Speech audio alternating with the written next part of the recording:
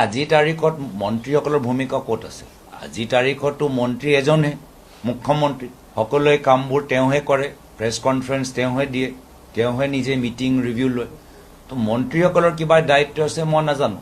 মন্ত্ৰী কিবা কৰিবলৈ বিচাৰিলেও, কৰ্মচাৰীসকলক লগত বহিবলৈ বিচাৰিলেও মুখ্যমন্ত্ৰী ইমান অহংকাৰী আৰু নিষ্ঠুৰ হ'ব পাৰে, তেওঁলোকক বাধা দিয়ে যে নুশুনিবা, নবহিবা, সুবিধা নিদিবা, টাৰ্মিনেট কৰা, ৰেগুলাৰাইজ কৰিব নালাগে।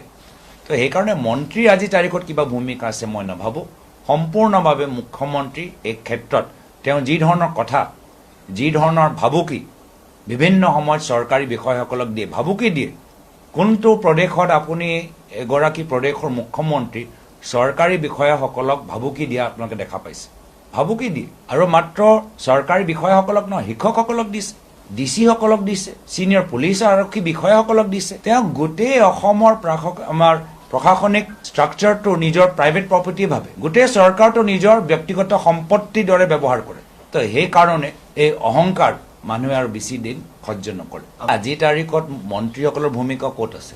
আজিৰ তাৰিখতো মন্ত্ৰী এজনহে, মুখ্যমন্ত্ৰী। সকলোৱে কামবোৰ তেওঁহে কৰে, প্ৰেছ কনফাৰেন্স তেওঁহে দিয়ে, তেওঁহে নিজে মিটিং ৰিভিউ লয়।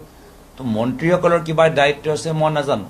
মন্ত্ৰী কিবা কৰিবলৈ বিচাৰিলেও, কৰ্মচাৰীসকলক লগত বহিবলৈ বিচাৰিলেও মুখ্যমন্ত্ৰী ইমান অহংকাৰী আৰু নিষ্ঠুৰ হ'ব পাৰে, তেওঁলোকক বাধা দিয়ে যে নুশুনিবা, নবহিবা, সুবিধা নিদিবা, টাৰ্মিনেট কৰা, ৰেগুলাৰাইজ কৰিব নালাগে। তো সেইকাৰণে মন্ত্ৰীৰ আজিৰ তাৰিখত কিবা ভূমিকা আছে মই নাভাবোঁ।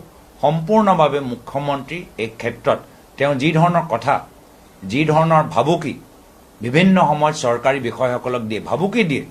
কোনটো প্ৰদেশত আপুনি এগৰাকী প্ৰদেশৰ মুখ্যমন্ত্ৰী চৰকাৰী বিষয়াসকলক ভাবুকি দিয়া আপোনালোকে দেখা পাইছে? ভাবুকি দিয়ে। আৰু মাত্ৰ চৰকাৰী বিষয়াসকলক নহয়, শিক্ষকসকলক দিছে, ডিচিসকলক দিছে, ছিনিয়ৰ পুলিচ আৰক্ষী বিষয়াসকলক দিছে। তেওঁ গোটেই অসমৰ আমাৰ প্ৰশাসনিক ষ্ট্ৰাকচাৰটো নিজৰ প্ৰাইভেট প্ৰপাৰ্টি ভাবে, গোটেই চৰকাৰটো নিজৰ ব্যক্তিগত সম্পত্তিৰ দৰে ব্যৱহাৰ কৰে। তো সেইকাৰণে এই অহংকাৰ মানুহে আৰু বেছি দিন সহ্য নকৰে।